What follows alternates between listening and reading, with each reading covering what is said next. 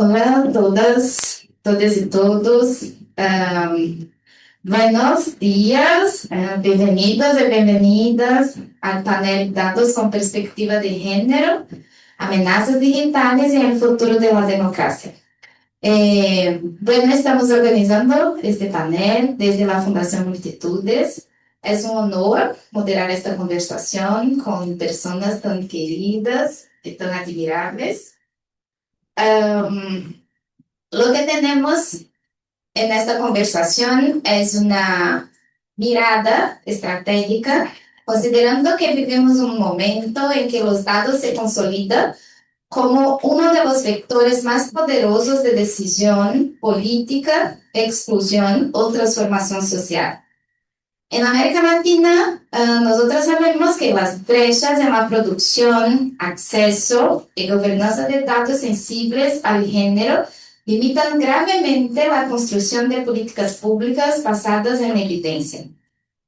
Bueno, la ausencia de datos desagregados y culturalmente pertinentes no solo nos deja sin respuestas ante la violencia digital, sino que también perpetúa desigualdades estructurales que intersectan género, raza, clase y territorio. Según el informe Bridging the Gap de Open Data Watching de 2020, tenemos que el 53% de los indicadores de género están ausentes o no desagregados por sexo a nivel nacional en América Latina. En el dominio del medio ambiente, solo el 7% de los datos están desagregados por sexo. Además, existe una significativa brecha en la recolección de datos sobre violencia digital de género. Esa escasez de estadísticas, como señala el Instituto Europeo de Igualdad de Género, los datos sobre ciberviolencia contra las mujeres y niñas en la Unión Europea son escasos y en consecuencia se sabe muy poco sobre el porcentaje real de víctimas. Entonces lo que tenemos son organizaciones de la sociedad civil, investigadores en la academia, intentando comprender lo que pasa en los países de la región, pero tenemos ese déficit. Y sabemos que sin datos no hay visibilidad. Y sin visibilidad no hay política pública. Y sin política pública no hay justicia. Entonces invito hoy a Jamile Santana, a María Toledo y María Julia para hacer esta conversación con nosotros. Eh, Voy a dejar que ustedes se presenten, traigan un poquito del trabajo que están haciendo. Empiezo contigo, Amalia. Vamos a hacer, cada panelista tiene 10 minutitos para responder una pregunta. Después volvemos acá. Abro para la audiencia también que nos asiste a hacer preguntas. Amalia, has acompañado de cerca el papel de plataformas colaborativas como Wikipedia en la construcción de narrativas contrahegemónicas de género. ¿Cómo evalúas los avances y desafíos para reducir la brecha de género? ¿Qué mecanismos de gobernanza digital feminista están implementando en Wikimedia para enfrentar este reto?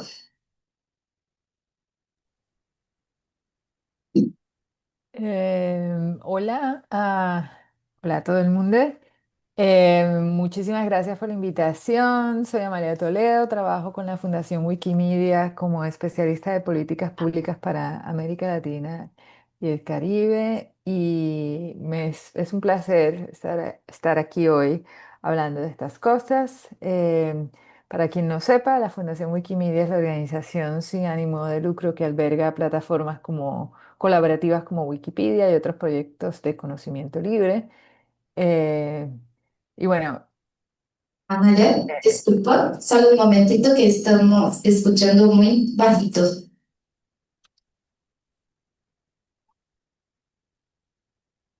Está venido.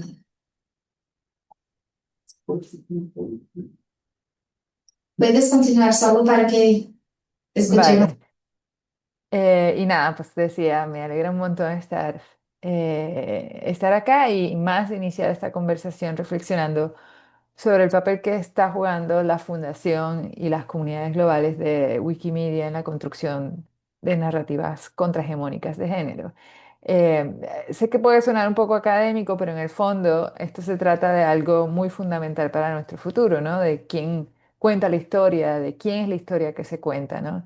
Y en Wikipedia o la misión del movimiento Wikimedia es ayudar a construir un espacio digital que recoja la suma de todo el conocimiento humano, un lugar donde cualquier persona en cualquier parte del mundo pueda contribuir a compartir conocimiento. Y en teoría esto es cierto, tenemos más de 1.000 millones de visitas al mes y contenidos en casi 300 idiomas, pero la realidad, como bien señalaste en tu pregunta, Fernanda, es que solo un porcentaje relativamente pequeño, el 18,9% del contenido en los proyectos Wikimedia es sobre mujeres y apenas el 15% de las personas que contribuyen a los proyectos Wikimedia son mujeres. Y en portugués, por ejemplo, esa cifra de biografías de mujeres es aún más baja, es de 17% más o menos. Y esto no es una simple estadística, esto es una distorsión de la historia y una invisibilización de las inmensas contribuciones que las mujeres hemos hecho en todos los campos, pero también las contribuciones que han hecho personas disidentes de género, eh, que pues ha sido aún más invisibilizado. Y es crucial abordarlo ahora porque Wikipedia no solo informa a miles de millones de personas, sino que es una de las fuentes de datos más utilizadas para entrenar sistemas de inteligencia artificial, como sería ChatGPT, ¿no? Porque si nuestros sesgos se perpetúan en la inteligencia artificial, estaremos afianzando aún más desigualdades sistémicas en el futuro digital. Pero hablemos primero de las brechas de géneros en el ecosistema Wikimedia. Nuestra experiencia nos ha demostrado que esta brecha es un problema sistémico, no solo es una cuestión de mujeres, ¿no? Wikipedia es impulsada por humanos, por lo que es vulnerable a los sesgos humanos. Es un reflejo más bien de todas las desigualdades estructurales que vemos en la sociedad, ¿no? Que históricamente han silenciado y borrado a mujeres y a personas disidentes de género en las narrativas más hegemónicas. Y las investigaciones que se han hecho alrededor de esto han identificado tres grandes desafíos que están interconectados. En primer lugar, el efecto espejo, y con esto lo que queremos decir es que Wikipedia depende de fuentes públicas existentes y lamentablemente las mujeres y las personas disidentes de género han sido menos representadas en los medios y en la academia. Si las fuentes no hablan de estas personas, es difícil poder incluirlas en proyectos de conocimiento abierto como Wikipedia. El segundo gran desafío es el problema del sistema, que tiene que ver con las políticas de contenido de la Wikipedia misma, ¿no? Como políticas como el de notabilidad para artículos biográficos o el de información verificable. Este tipo de políticas, aunque buscan que haya calidad, que la información sea de calidad, pues a veces lo que hacen es reproducir prejuicios sistémicos, ¿no? Y es más difícil encontrar múltiples fuentes escritas o sobre mujeres y personas disidentes de género que sobre, pues, o escritas por hombres. Además de que sus biografías son más frecuentemente nominadas para la eliminación. Eso tiene mucho que ver con cómo funciona el modelo Wikimedia al momento de escribir artículos biográficos, por ejemplo, tiene que ser un artículo que cumpla con la política de notabilidad. Y al haber menos fuentes que traten sobre mujeres o personas disidentes de género, pues es mucho más fácil que quienes contribuyen a la Wikipedia y están muy comprometidos con la Wikipedia, pues tomen estos artículos y recomienden su eliminación por no cumplir con esa política básica de notabilidad. Y un tercer gran desafío es la salud de la comunidad. Y pues esto no es difícil entenderlo, ¿no? Históricamente, las comunidades de personas que contribuyen a la Wikipedia ha sido mayoritariamente masculina. Y esto pues genera sesgos inconscientes y lamentablemente casos de acoso y falta de apoyo a quienes trabajan por avanzar en la igualdad y en la equidad de género. Y esto en parte se debe, ¿no? Pues, a que nuestras sociedades normalmente le exigen a las mujeres mucho más tiempo en tareas de cuidado, ¿no? Y así que las mujeres solemos tener mucho menos tiempo para otras actividades que no sean cuidado, trabajo remunerado, etcétera, ¿no? Y nuestra participación entonces en proyectos como Wikipedia, en la construcción de conocimiento, pues se reduce, ¿no? Y sobre todo considerando que este es un movimiento en donde la gente participa voluntariamente, ¿no? Aquí no hay una ganancia económica. Pero a pesar de todos estos retos, se han logrado algunos avances.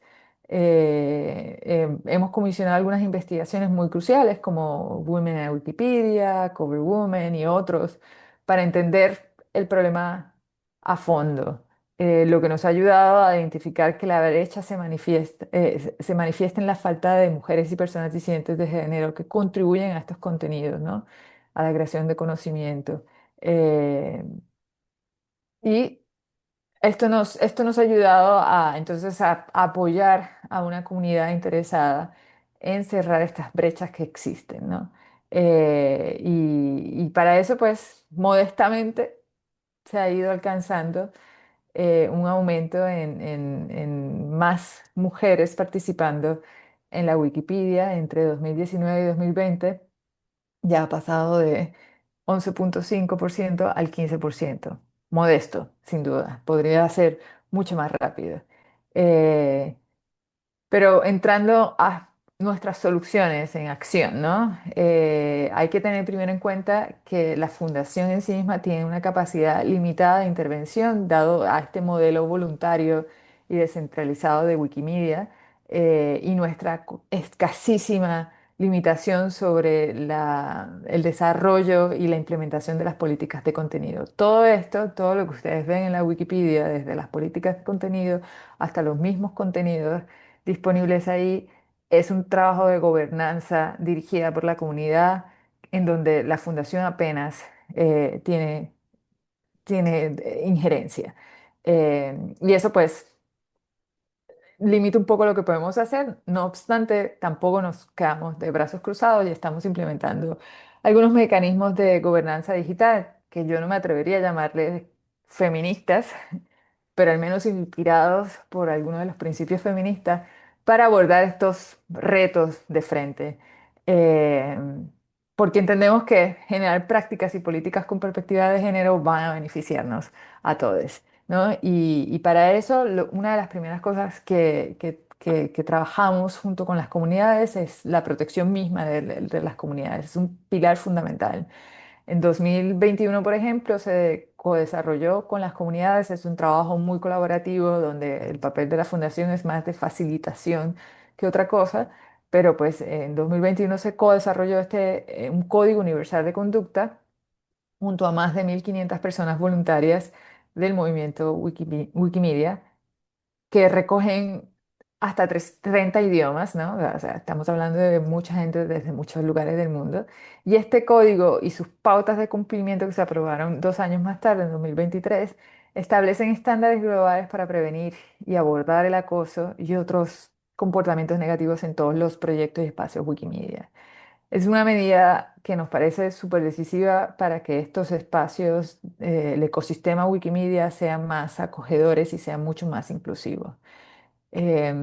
También otra de las cosas que hacemos es incentivar la diversidad de contenidos y contribuciones a través del proyecto Rewrite, y otros esfuerzos en los que estamos involucrados, que incluyen otorgar subvenciones y becas con criterios de diversidad para fomentar la participación y la creación de contenidos sobre mujeres. Muchas de las comunidades Wikimedia alrededor del mundo, el trabajo lo hacen pues por estas subvenciones y estas becas que otorga la fundación, que es un poco, la fundación se mantiene a través de donaciones, es un poco bajar esas donaciones a la gente eh, de a pie, por decirlo de alguna manera, dentro del movimiento, que trabaja para alcanzar la misión y la visión del movimiento Wikimedia. Y esto lo hace a través de estas subvenciones y becas, ¿no? Y entonces esto para nosotros, dado que somos quienes otorgamos esto, es importante tener criterios de diversidad de género a la hora de considerar la otorgación de esta financiación. También hemos apoyado cientos de editatones y de eventos presenciales y virtuales en todo el mundo, como los que organiza Art and Feminism, Wikigap o Editatonas, que es como la versión hispanohablante de todo esto, que están enfocados a cerrar brechas de contenidos y a reclutar nuevas editoras de la Wikipedia. Proyectos como Women in Red han estado trabajando incansablemente desde hace muchos años para crear y mejorar miles de biografías de mujeres, mientras campañas como Visible Wiki Woman buscan agregar imágenes en las biografías de mujeres destacadas, pero además colaboramos con iniciativas como Whose Knowledge y otras alrededor del mundo que trabajan con comunidades marginadas globalmente para visibilizar su conocimiento, incluyendo a mujeres, personas racializadas, personas de identidades de género y de orientación sexual diversa y pueblos indígenas.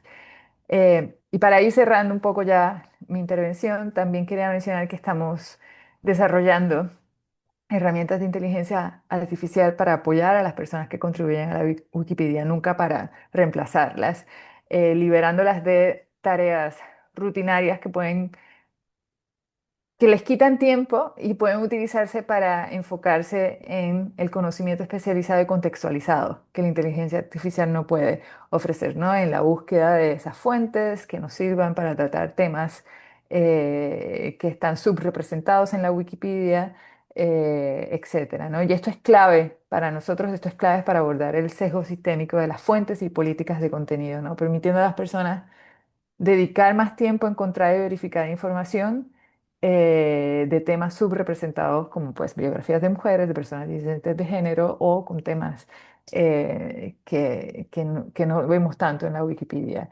Y queda un larguísimo camino por recorrer yo quisiera ver una transformación mucho más rápida, pero sé que la voluntad y la determinación de muchas de nuestras comunidades y de la fundación me dan un poco de esperanza de que se van a ver cambios, aunque no sean lo rápido que yo quisiera verlo. Y nada, con esto termino mi intervención, Fernanda. Gracias, Amalia. Muy bueno escucharte siempre. En este caso, creo que traes un punto muy importante acerca de que, bueno, tenemos un reto que no es solo sobre Wikipedia, pero que atraviesa y cruza todos los caminos que vamos a intentar hacer juntas hoy también.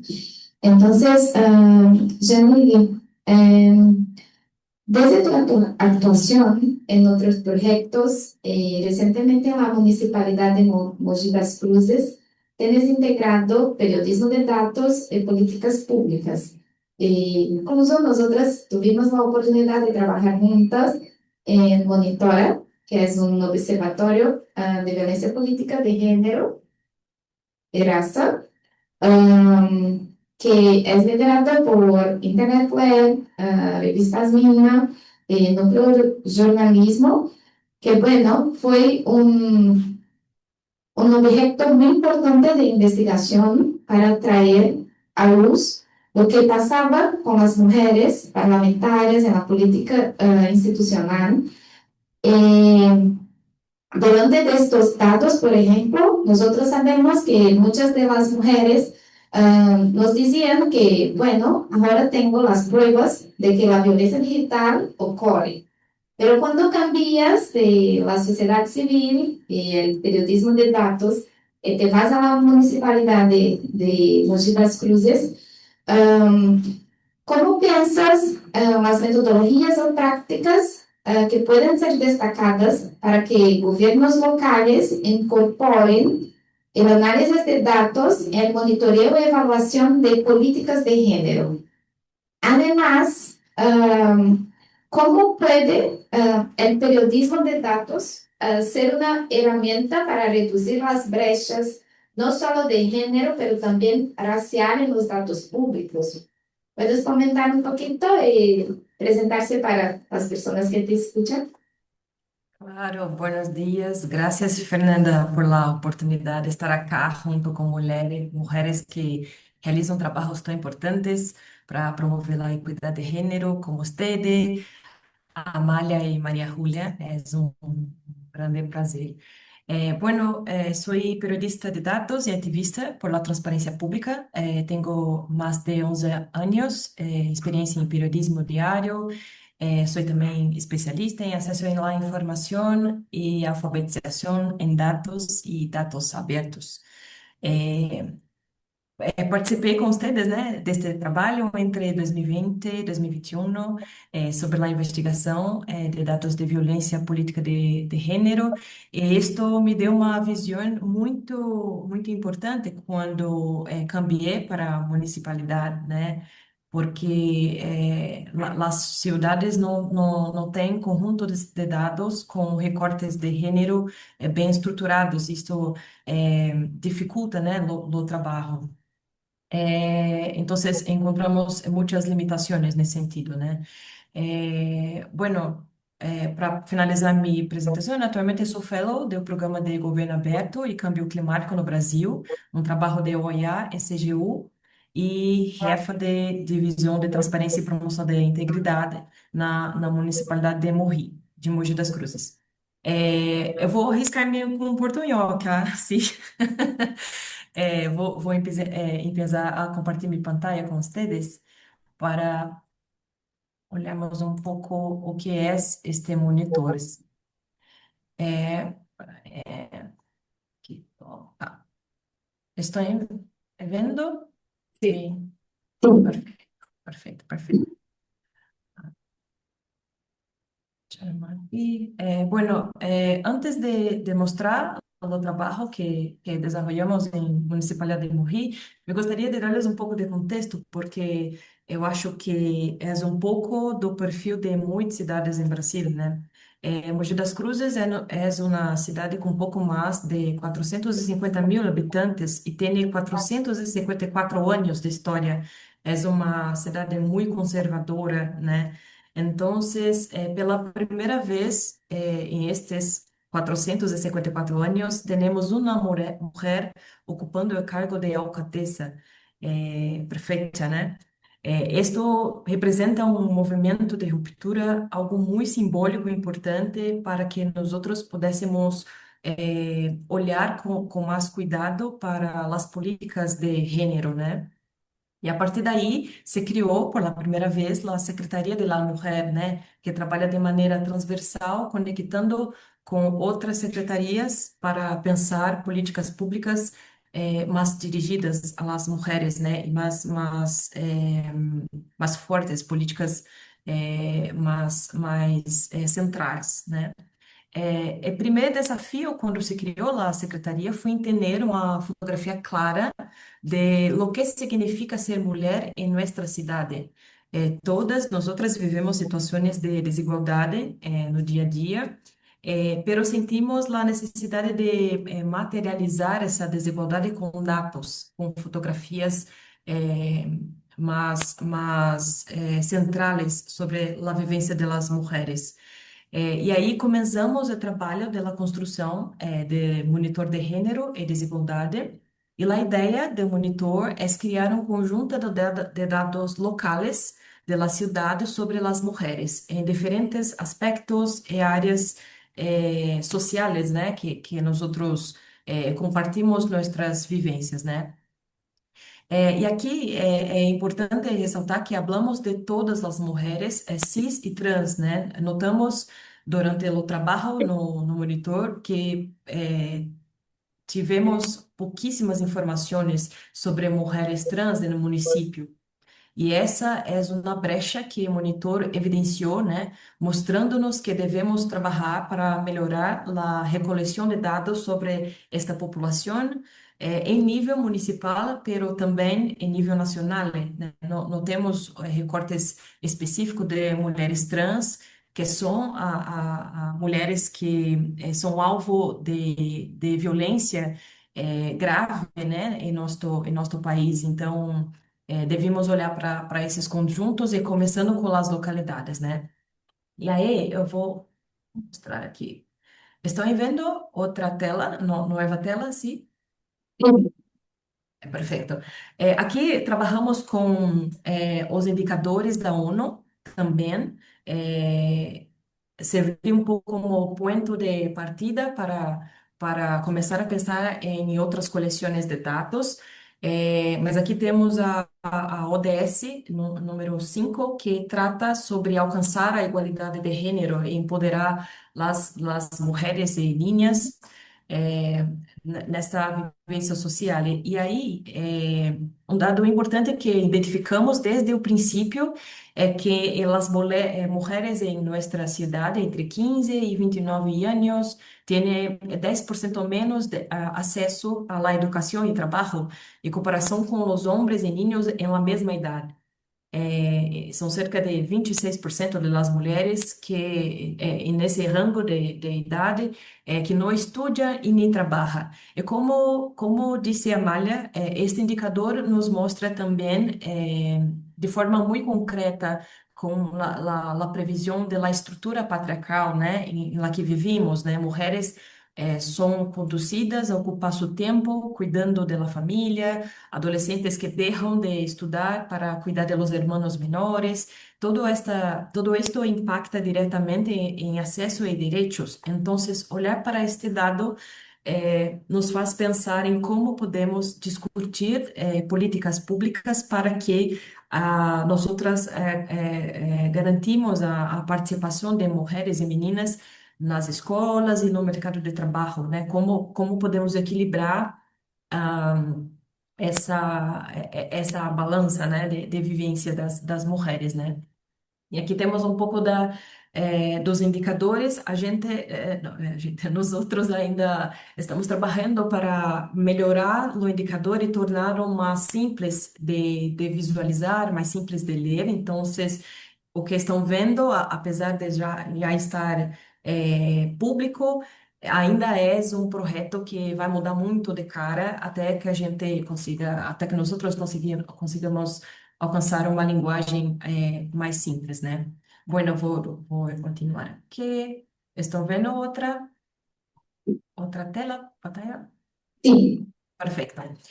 Outra informação que já temos no monitor provém do Ministério da Saúde do Brasil sobre notificações de violência, né? Descobrimos que ano passado, ao menos 4 mulheres por dia foram atendidas em nossas unidades de saúde por situações de violência.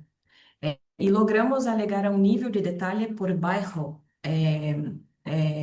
escolaridad, raza, cor, lo que nos permite tener un perfil más específico de las mujeres afectadas. Tenemos inclusive la media de las mujeres que son más vítimas de la violencia, né?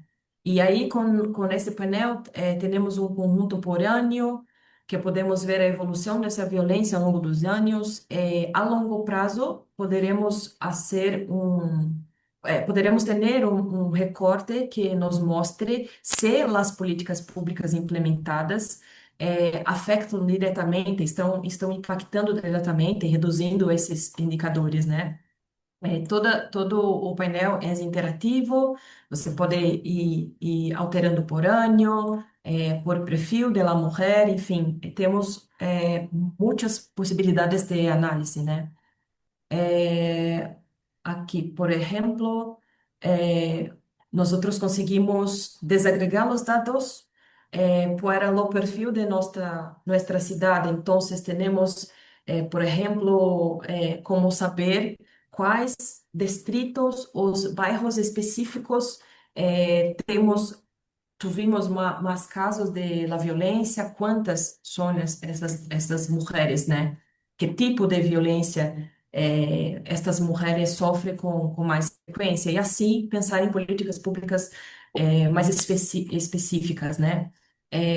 Como disse no início, temos pouca informação sobre mulheres transexuais. É um trabalho que estamos fazendo com agentes públicos que atendem este público para preencher melhor, né, como digo, para coletar melhor os dados durante os atendimentos, para que tenhamos esse recorte também por gênero um pouco mais qualificado, né, com dados melhores. Enfim, temos alguns conjuntos também que são municipais, né, de assistência social, por exemplo, mulheres que precisam ser atendidas com alguma política de apoio e ajuda, e também com mulheres acá que são atendidas por la Guardia Municipal, né? Y no nuestro municipio, la Guardia Municipal, así como en otros municipios del país, que apoia a segurança pública e conta com uma patrulha específica para casos de violência doméstica. Então, analisamos esses dados, podemos ver quantas mulheres estão sendo atendidas com medidas de proteção, em que bairro vivem, e, sobretudo, hacer recortes interseccionais muito importantes, né? Como, por exemplo, por raça, ou então faixa etária, ou mesmo identidade de gênero, né? E aí, olhando para estes dados, vimos que em nossa cidade, as mulheres negras e as que vivem em zonas alheadas do centro são mais vulneráveis à violência e recebem menos atenção das políticas públicas. Então, podemos começar a discutir a criação de pontos de atendimento em bairros mais afastados, por exemplo. Enfim, tem muitas possibilidades de combater diretamente, né, este tipo de problema. E nós estamos trabalhando com o tratamento dos dados para subir neste monitor outros conjuntos que são muito importantes para identificar a vivência das mulheres, né? Deixa eu parar de compartilhar um pouco para ver os temas. Estamos trabalhando em outros conjuntos, como os dados do Censo do Brasil, que nos mostraram características demográficas, informações sobre trabalho, emprego, educação e maternidade.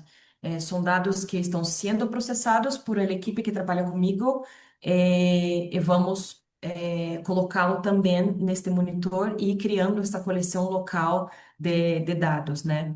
No próximo sábado vamos apresentar este monitor à população, né, durante uma conferência municipal de políticas para mulheres, para que conheçam esses dados e podem, a partir de eles, proponer e exigir políticas públicas mais efetivas. Então, o que estamos fazendo acá é criar um conjunto de dados, coletando dados que lá no país já produz a nível municipal, mas que também nossos órgãos de atendimento público produzem no seu dia a dia. Estamos fazendo essa coleção e também mobilizando a sociedade civil, as mulheres, conselhos, lideranças comunitárias e periodistas para que se apossem desses dados, então podemos discutir e levantar pautas que são importantes, né? Abrindo os dados, é possível que a comunidade veja e encontre informações preciosas que não estamos vendo como gestores públicos. Então, Gracias, Gemini. Antes de empezarmos el panel, María Julia y yo estábamos conversando. Creo que es el mínimo.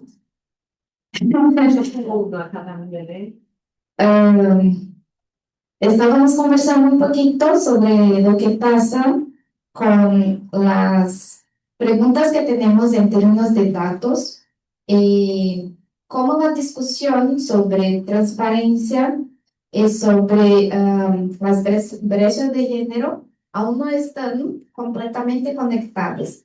Entonces, lo que tenemos es un escenario, por ejemplo, en que algunas organizaciones de la sociedad civil tienen una discusión sobre género, otras tienen una discusión sobre transparencia y gobierno abierto, por ejemplo. Entonces, uno de los desafíos, además de conectar la discusión entre sectores públicos y privados, es pensar en cómo garantizar para la población que estas discusiones estén conectadas. María Julia tiene un trabajo muy interesante en términos de debate sobre protección de datos en violencia de género digital en Argentina. Me gustaría preguntar, ¿cómo crees que se pueden explotar las brechas en la recolección y protección de datos personales para perpetuar la violencia contra las mujeres? Y al mismo tiempo, ¿qué marcos regulatorios necesitamos fortalecer para garantizar una protección de datos que sea feminista o que esté cerca de las convenciones feministas?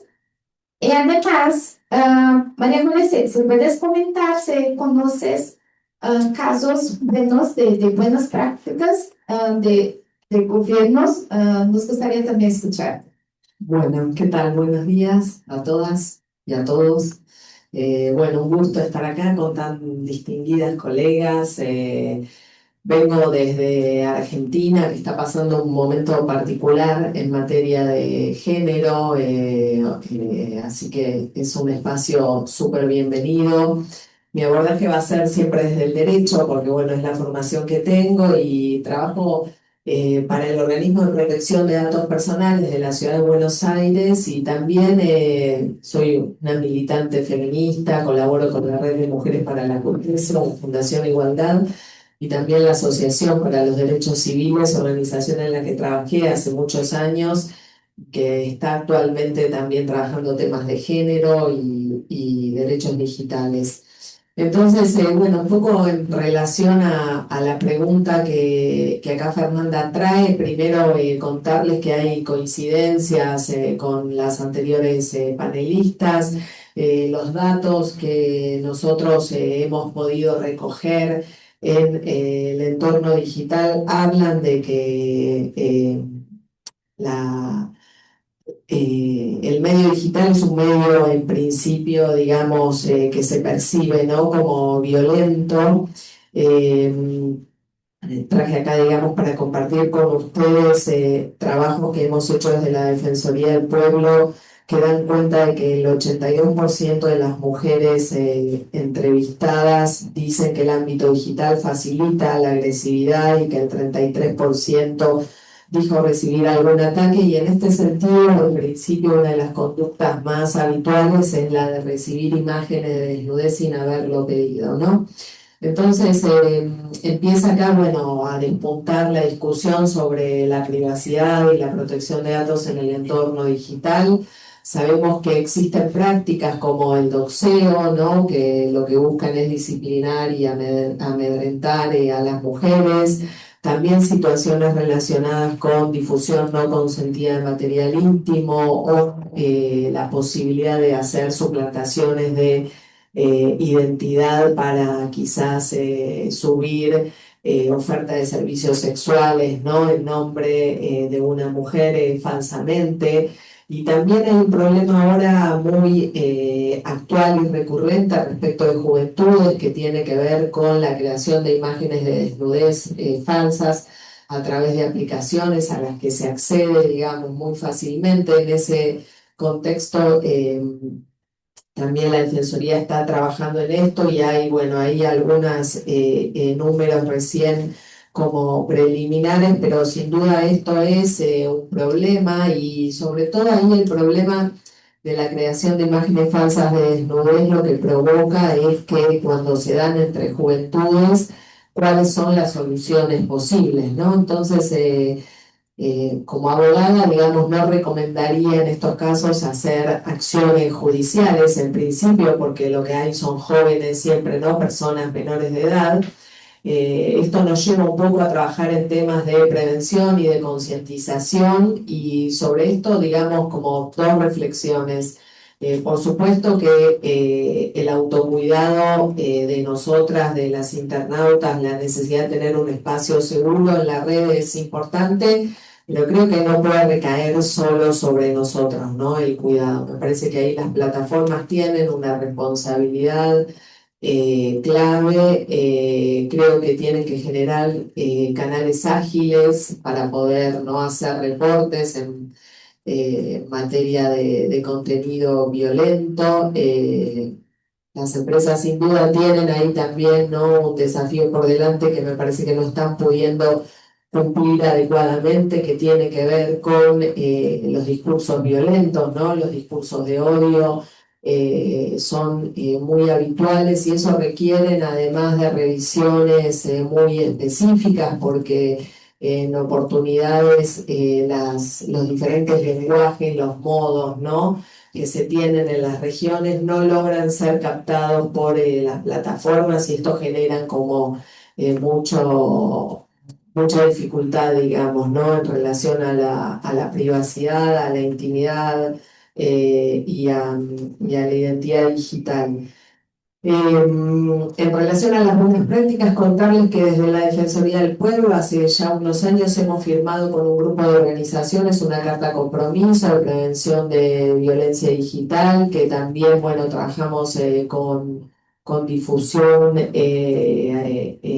a través de posts y de campañas de comunicación y que damos capacitaciones y charlas en escuelas, un poco con el abordaje este que les decía, siempre teniendo muy en cuenta la idea del autocuidado, pero también, ¿no?, la responsabilidad de las plataformas y evaluar ahí muy cuidadosamente cuándo hay que judicializar un caso, porque la judicialización también muchas veces suele, ¿no?, revictimizar. Los procesos judiciales requieren de un costo, requieren de abogados y de sostener un reclamo durante mucho tiempo que a veces es muy difícil. Entonces, yendo un poco también, digamos, al entramado normativo que está relacionado con qué hacer frente a casos de violencia de género digital, les cuento que en Argentina en el año 2023 se sancionó una ley, o sea, se modifica la ley de violencia de género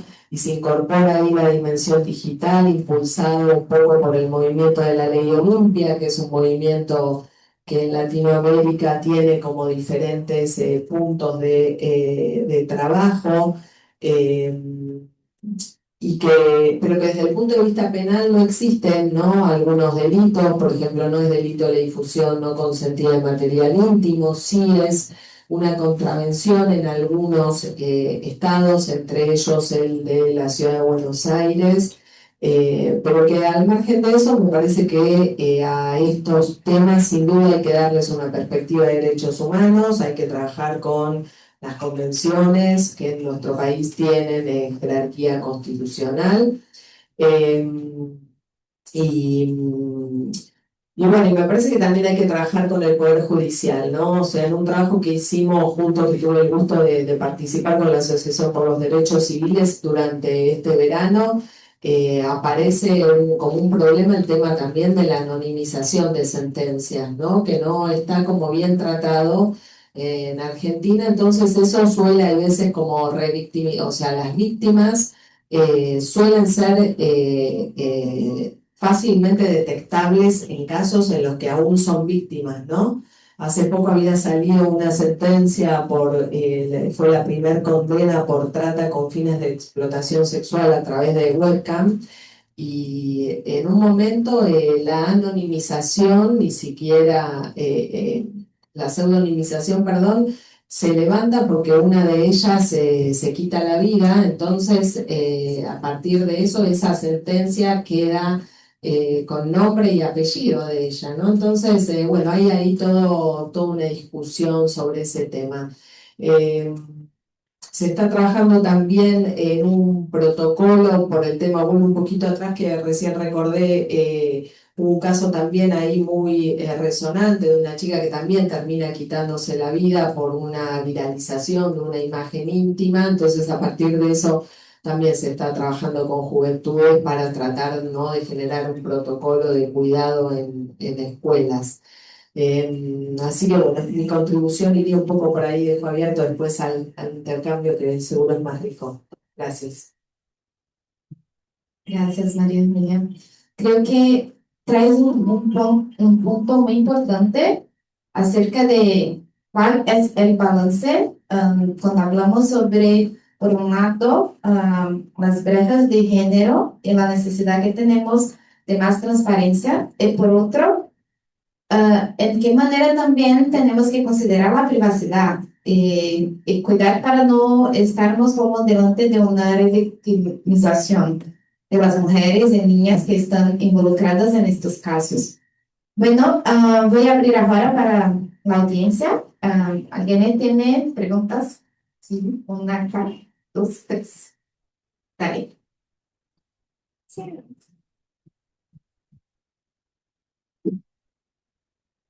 Bom dia, parabéns pelo painel, gostei bastante. Eu sou Cláudia Brito, eu estou participando desse evento com o meu trabalho, que é Inteligência Artificial em Educação, mas faço um pós-doutorado em Games na UFSC, Federal de Santa Catarina, e lá eu trabalho com comunidades de jogadores e também alguns jogos assim sobre bullying e tal, e me chamou muita atenção.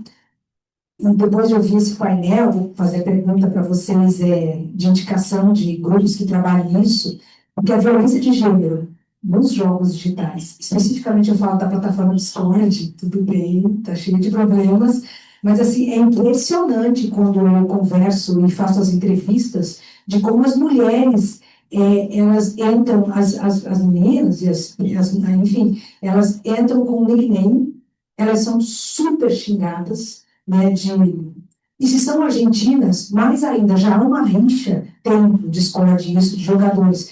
Então, eu não trabalho com gênero, claro, isso da minha formação é sociologia e antropologia, mas eu percebo assim, está me chamando a atenção que as comunidades, eu vou tentar escrever um pouco sobre isso, porque é impressionante como as mulheres precisam ser, sabe, suavizar a presença, negar que elas estão jogando, e elas jogam muito bem.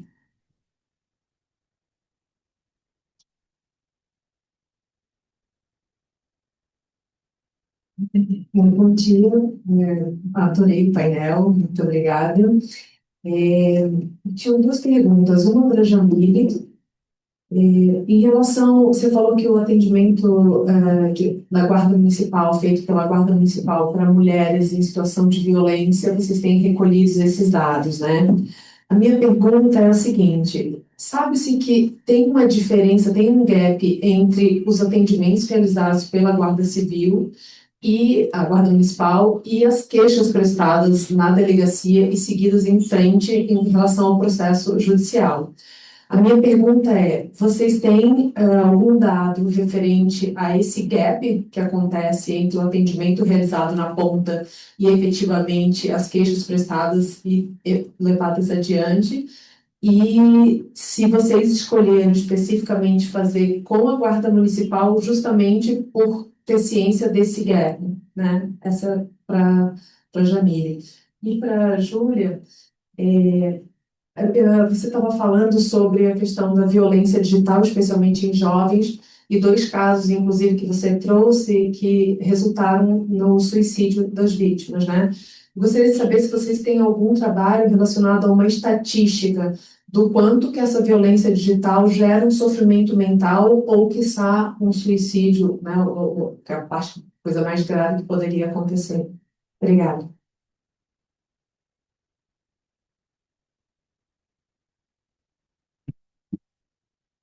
Hola, buenos días. Voy a intentar hablar en español por cuenta de las panelistas. En verdad, yo no tengo una pregunta para el panel, pero yo quisiera parabenizarlos por hacer este tema acá en CPD Piratán. Creo que es un tema que es muy importante para el desarrollo del derecho y de la tecnología. Y yo quisiera invitarlas a conocer una defensora pública del estado de Goiás. Se llama Kathleen y tiene un proyecto muy interesante en universidades aquí del Río de Janeiro y también en el estado de Goiás. Y ella no pudo venir hoy para el panel, pero yo quisiera hablar de ella porque es un gran interés de que ustedes tengo un contacto con ella también y voy a compartir su contacto con ustedes porque creo que tenemos que tener esta red de mujeres que hablan sobre eso y que trabajan con esto. Entonces, solo este comentario muy, muy gracioso es este padre. ¿Alguna otra pregunta muy rápida? Ok. Entonces, tenemos poco tiempo, así que voy a hacer una preguntita más para Maya. Am, bueno, lo que estoy pensando, Maya, es que tú comentaste sobre el uso de inteligencia artificial en Wikipedia para economizar el tiempo y hacer con que las personas tengan el tiempo más direccionado a hacer las cosas que la inteligencia artificial no hace, en términos, por ejemplo, contextuales de las informaciones y poner más atención a este punto. ¿Se puedes compartir un poquito cómo tienen hecho el uso de inteligencia artificial en términos de bueno, positivar un poco la discusión porque el primer día en los paneles estábamos muy direccionados a pensar los riesgos y poco los beneficios. Así que paso entonces a Maya y después Yamile, después María Julia y pido que ustedes también hagan la palabra final. Gracias. Gracias, Fernanda, por la pregunta. Nosotros hace algunos pocos meses publicamos la estrategia de inteligencia artificial de la Fundación, que claramente para los próximos 5 años, o un plazo no muy largo. Y la idea es trabajar en herramientas que le sirvan a la comunidad para eso, para tareas repetitivas, nunca para reemplazar el trabajo humano de curaduría, de pensar, del pensamiento crítico, de evaluación y todo este tipo de cosas. Y esto también establece principios claros para nosotros que las personas están en el centro. Eh, como dije ya y voy a seguir repitiendo, no se trata de reemplazar a las personas, eso no es lo que queremos hacer, ni mucho menos. Y hace 20 años que la Fundación ha desarrollado herramientas de Machine Learning eh, in-house, pero también las comunidades mismas también han desarrollado Machine Learning para ayudar en estas tareas que hacen en la curaduría en el trabajo de crear, pero verificando muchas de estos machine learning es identificar estas herramientas, es identificar lo que dentro del ecosistema Wikimedia se llama vandalismo, ¿no? Ediciones de mala fe que se hacen dentro de los artículos de Wikipedia. Es lo que hace, identifica. Quien toma la decisión de qué se hace con eso siempre es un humano. Normalmente si es un vandalismo que no cumple las normas, los core principles de las políticas de contenidos, pero la decisión de qué se hace siempre tiene que ser humana. Esa es una de las cosas claves que tenemos. Y una de las cosas más complejas, pero también divertidas y positivas del movimiento Wikimedia es que nuestro trabajo se hace el trabajo que se hace desde la fundación se hace muy atado a las comunidades, a las personas. La Wikipedia, o sea, el equipo de tecnología de la fundación ha desarrollado una herramienta de traducción de contenidos. Es una herramienta que se trabaja con las comunidades, ¿no? Traduce casi en 300 idiomas. Si entras a la Wikipedia y quieres editar un contenido, te da la opción de que lo traduzcas y luego lo trabajes para contextualizarlo por tu cuenta, ¿no? Pero ya el trabajo de traducción lo inició esta herramienta y se trabaja ahí, y este es un trabajo muy interesante porque se trabaja con las comunidades directamente. Los equipos de tecnología están consultando y trabajando continuamente con las comunidades para entender que esos desarrollos que hacen de Machine Learning o de inteligencia artificial les sirva a las comunidades. Y algo positivo que tiene nuestro modelo es que como nosotros no trabajamos para el interés económico, para hacer profit, para la ganancia económica, hemos desarrollado herramientas que se han hecho pilotos y nunca llegan a producción porque los riesgos son más altos que los beneficios. Y eso es algo que nos permitimos hacer, yo creo, en parte, porque no estamos buscando una ganancia económica, que muchas veces en otras plataformas eso es más difícil, se conocen los riesgos, no se revelan esos riesgos, pero el interés económico puede más y la herramienta igual se lanza, ¿no? Se lleva a producción.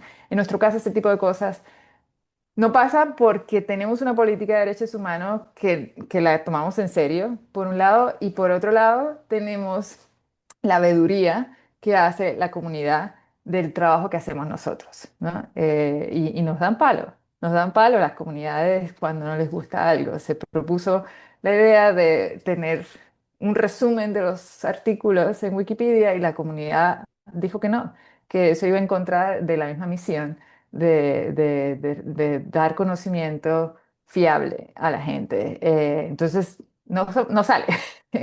Una herramienta para hacer resúmenes de artículos no sale, porque la comunidad exige también, nos exige a nosotros cumplir con la misión de la comunidad. Entonces, para nosotros es importante poner a las personas en el centro, consultar con nuestras comunidades, trabajar con ellas y poner a disposición la mayor transparencia posible, ¿no? Hace muy poco hicimos una evaluación de impacto eh, sobre nuestras herramientas desarrolladas desde la Fundación de Inteligencia Artificial y Machine Learning y actualmente está por verse cuándo podemos publicar el informe para que la gente también lo tenga a disposición y pueda revisar este tipo de cosas.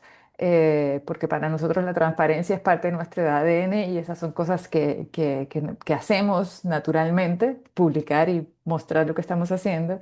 Y una de las cosas, recomendaciones que nos llegó es que la información sobre el desarrollo, los model cards que se llaman en inglés, sobre el desarrollo que especifica un poco la parte más técnica de la herramienta de inteligencia artificial, del sistema de inteligencia artificial, podríamos mejorarlo. Es algo que ya estamos trabajando para mejorar que la información que se encuentra en esos model cards sirvan para personas que no son técnicas, pero tienen interés de evaluar cómo estamos cumpliendo con nuestras responsabilidades de derechos humanos, pero también personas técnicas que quieren ver la parte más técnica y que entienden ese lenguaje más técnico sobre la herramienta que estamos utilizando, ¿no? Y eso es importante en la transparencia, en la rendición de cuentas y en que la gente también nos, nos mire y diga, no, no, espérate, esto no es claro, esto no responde a la misión de la organización ni a sus compromisos de derechos humanos y no puede ser así, ¿no? Y ese feedback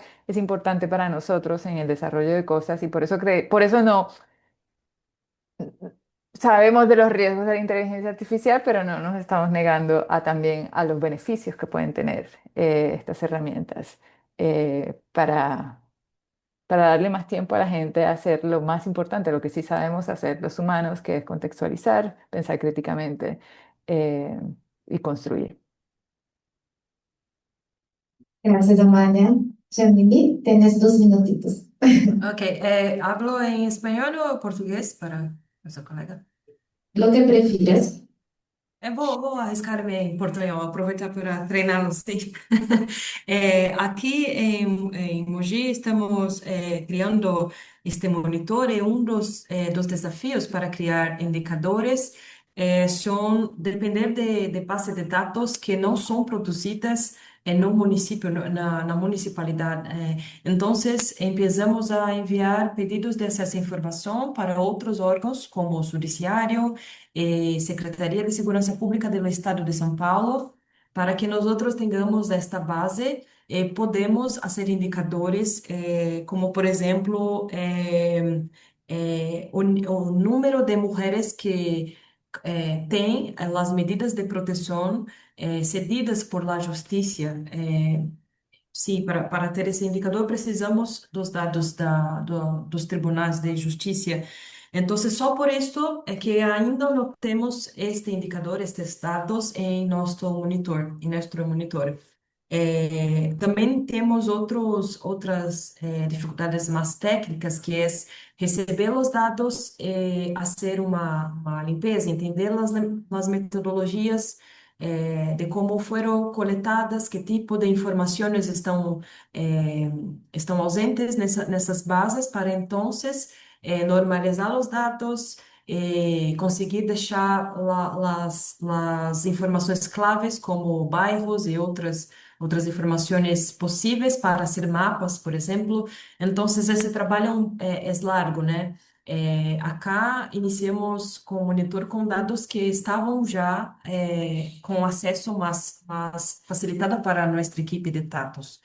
Pero no mundo ideal, teremos em pouco tempo um monitor muito mais robusto e com esse tipo de informação mais sensível, como perguntou nossa colega. Então, está nos nossos planos, pero temos um rito para trabalhar com estes dados. E para finalizar, dizer que acho que todas nós outras invitadas concordamos que esse trabalho com a sociedade civil, também cobrando e falando um pouco sobre as brechas do que nós estamos olhando, é fundamental, né, para que consigamos lograr boas políticas públicas que também preservem os direitos humanos, sobretudo os direitos das mulheres. Bueno, por un lado, para responder tu pregunta, la encuesta esta que hago referencia a la Defensoría del Pueblo, si bien no hay un análisis específico de lo que son, digamos, los daños psicológicos, hay datos, es una encuesta pequeña, no es de todo el país, ¿no? Porque también en la encuesta de violencia prevalencia que hacía el ministerio, ahora no está sin hacerse por la situación política, tampoco se incluía el tema de la violencia digital. O sea, eran violencia física, pero no digital.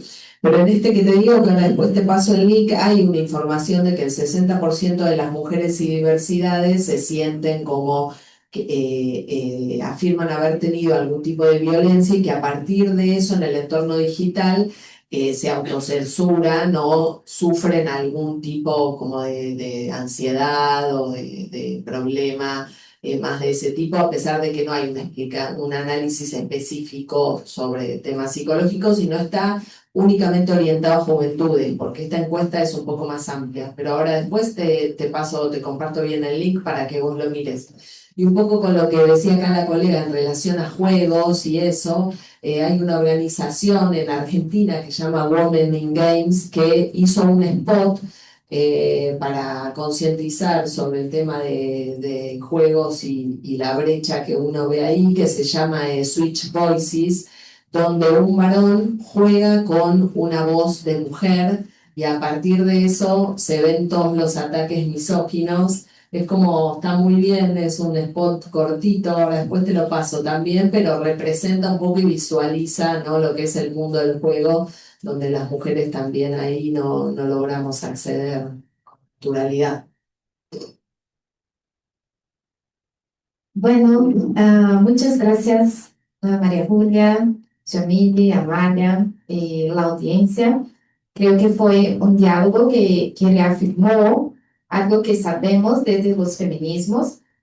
Bueno, los datos no son neutros y por eso mismo pueden ser tanto herramientas de exclusión como de transformación.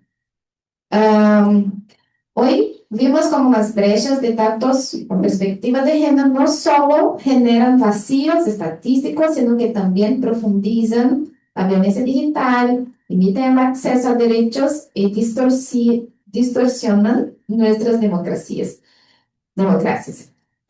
En este contexto, quisiera compartir que desde la Fundación Multitudes, donde soy la directora de Incidencia y Estrategia, que me olvidé de presentarme en el comienzo, con el apoyo del gobierno de Canadá, estamos llevando adelante una investigación regional sobre desinformación y violencia de género en línea en procesos electorales. Estamos abarcando 10 países de América Latina.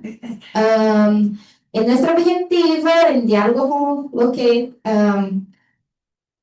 lo que estábamos discutiendo acá es desarrollar una metodología específica que nos permita no solo documentar estos fenómenos, sino también monitorear narrativas digitales desde una perspectiva que sea feminista e interseccional. Así, creemos que avanzar hacia ecosistemas de datos justos e inclusivos es clave para fortalecer nuestras democracias. Y agradezco desde la Fundación Multitudes la presencia de Yamile, Amalia y María Julia. Y agradezco también a ustedes de ACPDP Latam por abrir la oportunidad de hacernos una discusión tan importante en este momento específicamente. Gracias a todos y bueno, es eso.